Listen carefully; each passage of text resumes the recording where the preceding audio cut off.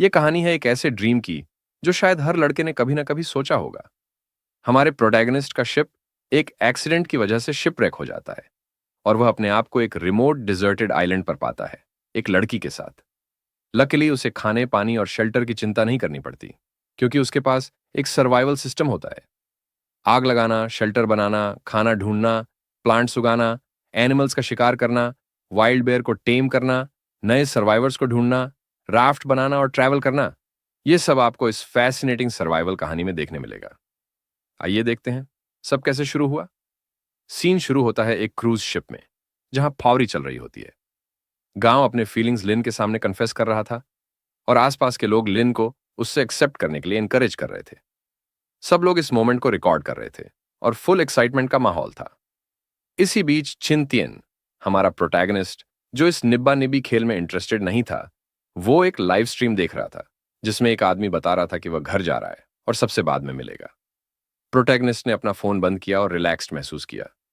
उसे उस आदमी की कमेंट्री इंटरेस्टिंग लगी और सोचा कि वह बिना बोर हुए 24 घंटे ये देख सकता है। लेकिन कुछ ही देर बाद उसने देखा कि मौसम बिगड़ने लगा। अचानक जोरदार बारिश होने लगी और बिजली चमकने लगी। कैप्टन ने पैसेंजर्स को अंदर शेल्टर लेने के लिए बोला, क्योंकि स्टॉर्म इंटेंस होता जा रहा था। जब छिनतियन अंदर जाने लगा, उसने देखा कि अब उसे काफी देर हो चुकी थी। पैनिक करते हुए वह भागने लगा। एक पैसेंजर ने पूछा कि वो क्यों भाग रहा है, लेकिन छिनतियन ने जवाब नहीं दिया। एक लाइफ रिंग पकड़कर उसने शिप के डूबने से पहले समुंदर में जंप कर दिया।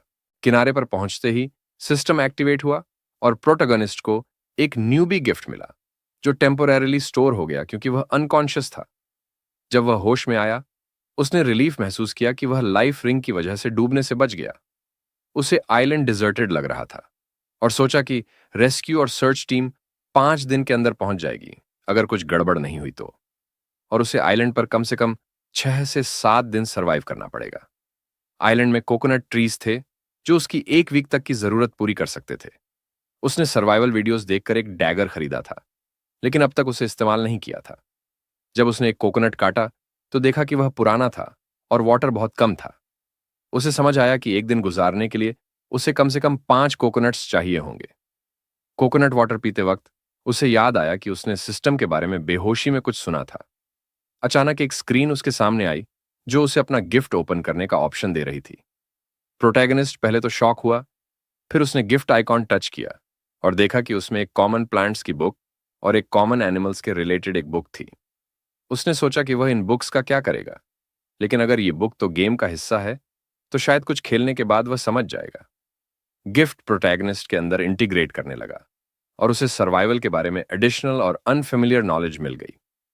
प्रोटैगनिस्ट ने रियलाइज किया कि सिस्टम की बुक्स उसके माइंड में इम्प्लांट हो चुकी हैं। अचानक उसने किसी के चिल्लाने की आवाज सुनी। हैरानी में प्रोटैगनिस्ट सोचने लगा कि क्या आइलैंड पर कोई और भी है। वह तुरंत उधर गया और देखा कि एक सांप लैडकी की तरफ बढ़ रहा था, जो उसके स्कूल की एक स्टूडेंट लिन थी। वह हेल्प के लिए चिल्ला रही थी। तभी प्रोटैगनिस्ट ने तुरंत सांप को पकड़ा और उसे पेड़ पर पटक कर मार दिया। उसके बाद उसने लिन की तरफ देखा भी नहीं। लिन ने पूछा कि वह कौन है, लेकिन प्रोटैगनिस्ट ने कहा कि पहले वह कपड़े पहन ले। लिन ने इस ऑकवर्ड सिचुएशन को समझते हुए प्रोटैगनिस्ट से कहा कि वह ना देखे। कपड़े पहनने के बाद लिन सोच रही थी कि वो तो बस अपने गीले कपड़े सुखा रही थी, लेकिन सांप सी मीटअप, ये तो उसने सोचा भी नहीं था। जब उसने प्रोटैगनिस्ट को देखा जो नारियल लेकर बैठा हुआ था, तो वो उसे देखकर थोड़ा हैरान रह गई। उसकी सेल्फ रिलायंस और कॉन्फिडेंट पर्सनैलिटी देखकर लिन इम्प्रेस्ड हो गई, खासकर इसलिए क्योंकि उसने उसकी जान बचाई थी। लेकिन साथ ही उसके दिल में थोड़ी अजीब सी फीलिंग आई। उसने सोचा शायद वह इसलिए वापस उसे चेक करने नहीं आया क्योंकि वो उस वक्त अपनी बेस्ट कंडीशन में नहीं थी। यह ख्याल उसे थोड़ा परेशान करने लगा। लिन ने खुद को एक यूनिवर्सिटी स्टूडेंट के रूप में इंट्रोड्यूस किया और उसकी खुशी का ठिकाना नहीं रहा जब उसे पता चला कि छिनतियन भी उसी यूनिवर्सिटी का है। उसकी खुशी उसके चेहरे पर साफ झलक रही थी, खासकर जब उसने एक्साइटमेंट में छिनतियन का हाथ पकड़ लिया। नारियल का पानी पीने के बाद लिन ने हंसते हुए कहा कि पानी थोड़ा खट्टा है, लेकिन उसकी प्यास इतनी तेज थी कि उसने बिना सोचे पी लिया। छिनतियन थोड़ा सरप्राइज हो गया क्योंकि लिन ने उससे ज्यादा पानी पी लिया था। थोड़ी देर बाद प्रोटैगनिस्ट ने लिन पूछा क्या तुम्हारे पास किसी से कांटेक्ट करने का कोई तरीका है, जैसे मोबाइल फोन? इस पर उसने जवाब दिया कि उसका सारा सामान समुंदर में बह गया जब वो गिर गई थी।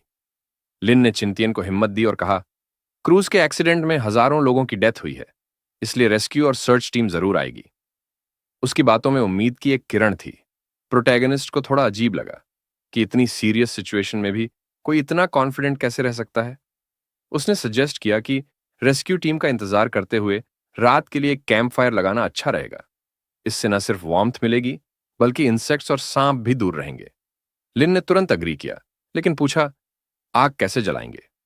चिंतियन ने काल्म होकर समझाया, फायर लगाना भी एक स्किल है। उसने बताया कि कैसे लकड़ी और स्टिक्स की मदद से आग लगाई जा सकती है। साथ ही यह भी कहा कि चूंकि वे समुद्र के पास हैं, तो शोर पर जाकर कुछ ऐसा यूजफुल सामान ढूंढना चाहिए जो क्रूज से बहकर आया हो, जैसे कोई लाइटर या दूसरा काम का आइटम। 1 घंटे की सर्च के बाद भी उन्हें कुछ नहीं मिला। चिंतियन को लगा कि लिन की बात सही थी। उनका ट्रिप रूट ज्यादा दूर नहीं था और आइलैंड अनइनहेबिटेड है, तो कुछ तो मिल ही जाएगा। लेकिन जितना दूर तक वह देख पा रहा था, पूरा एरिया खाली लग रहा था। तभी लिन की नजर एक चमकती हुई चीज पर पड़ी। पास जाकर देखा तो वह एक खाली प्लास्टिक बोतल थी। वह उसे फेंकने ही वाली थी कि छिन तियन ने उसे रुकने को कहा और बॉटल की सिग्निफिकेंस के बारे में बताते हुए उसने एक्सप्लेन किया कि वह इससे फायर स्टार्ट करने के लिए यूज कर सकते हैं। प्रोटैगनिस्ट ने कुछ स्टिक्स और लीव्स इकट्ठा किए और अपनी बोतल का इस्तेमाल सूरज को एक जगह केंद्रित करने के लिए किया। थोड़ी मेहनत के बाद आखिरकार उसने आग जला ही ली। आग की लपटें उठते देख लिन की आंखों में खुशी और राहत साफ नजर आई। प्रोटैगनिस्ट ने स्नेक और नाइफ उठाया तो लिन ने घबराते हुए पूछा, तुम ये क्या करने वाले हो? छिन तियन ने स्नेक को काटना शुरू किया, जिस पर लिन की आंखें चौड़ी हो गईं। उसने जल्दी से पूछा, क्या तुम इसे रोस्ट करके खाओगे? छिन तियन ने काल्म होकर जवाब दिया, हां, अब हमारे पास कुछ खाने के लिए मीट है। यह सुनकर लिन का चेहरा सख्त हो गया। उसने झट से कहा, मैं स्नेक मीट नहीं खा सकती, चाहे कितनी भी भूख क्यों ना लग जाए। चिंतियन ने उसके जवाब पर थोड़ा हैरानी से देखा, लेकिन कुछ नहीं कहा। उसने मीट कुक करना शुरू किया और खुद खाने लगा। खाना खाते हुए उसने कैजुअली कहा, यह तो काफी टेस्टी है। लीन, जो पहले डिस्गस्ट और हेजिटेशन महसूस कर रही थी, धीरे धीरे उस टेम्पटिंग स्मेल को इग्नोर नहीं कर पाई। आखिरकार उसने हिम्मत करके मीट का एक छोटा सा टुकड़ा लिया और टेस्ट करने के बाद उसने एडमिट किया, यह तो सरप्राइजिंगली अच्छा है। चिंतियन ने हल्की सी मुस्कान के साथ कहा, अच्छा हुआ यह स्नेक मिला, वरना आज भूखे ही सोना पड़ता। अचानक चिंतियन ने देखा कि सिस्टम अपने आप बंद हो गया था। उसे समझ नहीं आ रहा था कि इसे कैसे फिर से खोलें। कुछ समय बाद स्क्रीन अचानक वापस आ गई और उसने देखा कि उसे बॉनफायर बनाने के लिए 100 पॉइंट्स मिल चुके थे। यह देखकर वो एकदम से चौंक गया। उसकी ये रिएक्शन लिन से छिप नहीं पाई।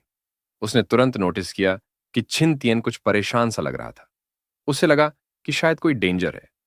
हालांकि छिन तियन ने खुद को संभालते हुए ऐसा दिखाया जैसे कुछ खास ना हुआ हो, लेकिन अंदर से उसे यह ख्याल आया कि क्या यह सिस्टम सिर्फ उसे ही दिखाई दे रहा है। लीन थोड़ी चिंता में सोचने लगी कि कहीं कुछ खतरा तो नहीं है, लेकिन छिन तियन ने उसे शांत करते हुए यह बताया कि सब कुछ ठीक है और वह विश्वास करता है कि कोई ना कोई उन्हें जरूर बचाने आएगा। फिर भी उसके मन में एक सवाल था, किसी पर इतना जल्दी ट्रस्ट करना इतना आसान नहीं होता। उसने डिसीजन लिया कि सिस्टम के बारे में कोई भी जानकारी लिन को नहीं बतानी चाहिए। उसे डर था कि अगर लिन को सिस्टम के बारे में पता चला और वह जानकारी लीक कर दे, तो वो उसके लिए बड़ी प्रॉब्लम कॉज कर सकता थी। प्रोटैगनिस्ट ने टास्क चेक किए और पाया कि यह सब एक तरह का गेम जैसा लग रहा था। उसकी क्यूरियोसिटी बढ़ गई, तो उसने सोचा कि 100 पॉइंट्स से क्या किया जा सकता है और सिस्टम स्टोर को एक्सप्लोर करना शुरू किया। स्टोर में बहुत सारी आइटम्स थीं, लेकिन उनके बारे में सिर्फ नाम देखकर अंदाजा लगाना पड़ रहा था कि ये क्या काम आएंगी। वहां एक 18+ आइटम भी थी जो उसे थोड़ा इंट्रीगिंग लगा। उसने सोचा शायद ये कुछ बहुत अमेजिंग होगा, लेकिन साथ ही उसे यह भी लगा कि यह शायद उसके लिए कुछ खास काम का ना हो। उसने देखा कि लोवेस्ट प्राइज्ड आइटम्स के लिए कम से कम 2000 पॉइंट्स चाहिए थे, तो फिलहाल तो वो कुछ भी खरीद नहीं सकता। एक और बात थी, उसे सिस्टम मॉड्यूल में नए टास्क्स एक्सेप्ट करने का कोई तरीका भी नहीं मिला। थोड़ी देर बाद दोनों सोने के लिए लेट गए। चिंतियन ने धीरे से लिन से कहा, हम सिर्फ नारियल खा रहे हैं, जो सिर्फ कार्बोहाइड्रेट्स देते हैं, लेकिन हमें प्रोटीन की कमी महसूस हो रही है। फिर उसने सुझाव दिया, कल हम लैंड एक्सप्लोर करें, और जब टाइड कम होगा तो कोस्ट लाइन के पास श्रिम्प ढूंढ सकते हैं। जैसे ही वह लिन की तरफ मुड़ा, उसने देखा कि लिन गहरी नींद में सो रही थी, और ऐसा लग रहा था कि उसे अपनी कंडीशन को लेकर ज्यादा फिक्र नहीं थी। प्रोटेगनिस्ट ने डिसाइड किया कि वो अगले दिन अपनी प्लान्स लिन के साथ डिस्कस करेगा। रात की कोल्ड ब्रीज में प्रोटेगनिस्ट ठंडी महसूस करते हुए उठा और देखा कि लिन उसके पास ठंड से कांप रही थी। प्रोटेगनिस्ट ने उसे धीरे से उठाया, लेकिन लिन होश में आते ही घबरा गई और पीछे हटी। उसने पूछा कि वो क्या कर रहा था। प्रोटेगनिस्ट ने समझाने की कोशिश की, लेकिन लिन ने उस पर इल्जाम लगाया कि वो एक परवर्ट है। लिन कंटिन्यू करते हुए कहती है कि उसने सोचा था कि वो एक अच्छा इंसान है। प्रोटेगनिस्ट ने फायर की तरफ मुड़कर कहा कि अगर लिन ठंड से दूर रहना चाहती है तो उसे आग के पास बैठने के अलावा कोई ऑप्शन नहीं है। मजबूरन लिन फायर के पास आकर बैठी। प्रोटेगनिस्ट ऑब्जर्व कर रहा था कि दिन और रात के टेम्परेचर में फर्क बहुत ज्यादा है, जो कि इक्वेटर के पास होने के बावजूद अनयूजुअल था। क्रूज लाइन इक्वेटर के पास थी और वार्म क्लाइमेट की वजह से लिन थिक कपड़े नहीं लाई थी। प्रोटैगनिस्ट ने सजेस्ट किया कि वो एक दूसरे के पास आकर अपनी हीट शेयर करें, वरना दोनों फ्रीज कर जाएंगे। लिन ने साफ मना कर दिया। थोड़ी देर बाद लिन हेजिटेट कर रही थी, अनश्योर थी कि वो ये कर पाएगी या नहीं। उसने कभी किसी लड़के के साथ इतने करीब होने का एक्सपीरियंस नहीं किया था। अगर चिंतियन नहीं होता तो शायद उसे काफी प्रॉब्लम्स होती। कुछ देर सोचने के बाद लिन डिसाइड करती है कि वो कुछ कपड़े उतार देगी और चिंतियन से कहा कि वो ना देखे। ठंड को फेस करते हुए उसके दिमाग में मूवी के सीन्स आ रहे थे जहां लोग एक दूसरे के पास आके अपनी बॉडी हीट शेयर करते हैं। प्रोटैगनिस्ट ने उसे कहा कि कपड़े उतारने की जरूरत नहीं है, क्योंकि उनके पास थिक कपड़े वैसे भी नहीं थे। उसने सजेस्ट किया कि वो सिर्फ एक दूसरे के पास बैठे। चिंतियन ने लिन को पीछे से हग कर लिया ताकि बॉडी हीट शेयर हो सके, और दोनों ने इसी तरह रात गुजारी। मॉर्निंग में लिन एक खूबसूरत सनराइज देख के एक्साइटेड हो गई और चिंतियन को बुलाकर कहा कि वो भी देखे। चिंतियन ने नोटिस किया कि टाइड कम हो रही थी और सजेस्ट किया कि टाइड वापस आने से पहले वो क्रैब्स कलेक्ट कर लें। क्रैब्स कलेक्ट करते हुए एक क्रैब ने लिन के हाथ को काट लिया और वो रोने लगी। चिंतियन ने तुरंत एक पत्थर उठाया और क्रैब को क्रश करके लिन को शांत किया। दोनों ने मिलकर अच्छी क्वांटिटी में क्रैब्स कलेक्ट किए।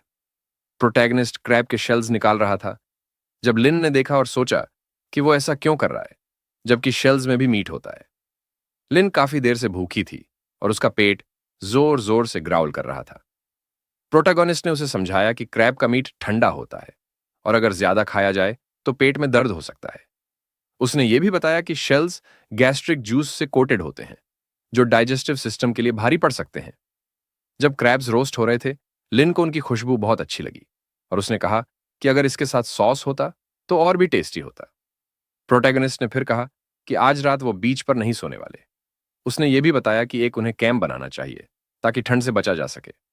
लिन ने फौरन कहा कि कैंप फॉरेस्ट में लगाना चाहिए, और प्रोटैगनिस्ट ने अग्री करते हुए कहा कि हमें वो जगह चुननी चाहिए जहां ट्रीज और मटेरियल्स आसानी से मिल सकें। लिन भी इस बात से सहमत हो गई और पूछा कि क्या वो खाना खाने के बाद फॉरेस्ट में जा सकते हैं। प्रोटैगनिस्ट ने उसे मना कर दिया और बताया कि पहले फ्रेश वाटर तैयार करना होगा और रेस्क्यू टीम के लिए डिस्ट्रेस सिग्नल छोड़ना जरूरी